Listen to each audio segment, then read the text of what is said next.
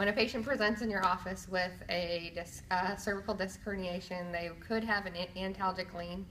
It can either be unilateral or bilateral. If it's bilateral, it's a central herniation. If it's unilateral, it would be a lateral herniation. Some present with pain, tingling, numbness down the arm, usually in a dermatomal pattern. They can present with weakness, hypertonic muscles, decreased range of motion. That's it. The anatomy of that area, you have obviously the disc.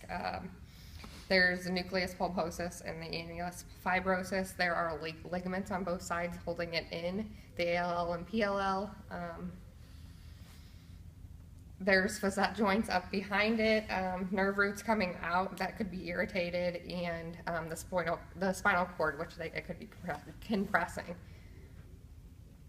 The pathomechanics, dehydration will cause the disc space to be decreased, which will cause irritation and a posterior shift. It will cause the IVF sometimes to be smaller, and which irritates the nerve root, and that will cause degeneration. There can be inflammation and compression of the nerve root, or just irritation of the nerve root. Special tests that I would do would probably be, initially, probably not, but I could do x-rays to see a decreased IVF, or MRI to see if the herniation is going into the spinal cord or protruding out.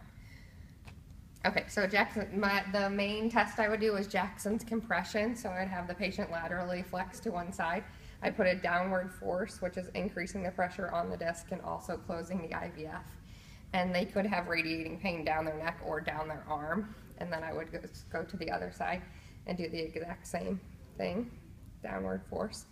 And if they're having pain on the other side, then it's usually muscle.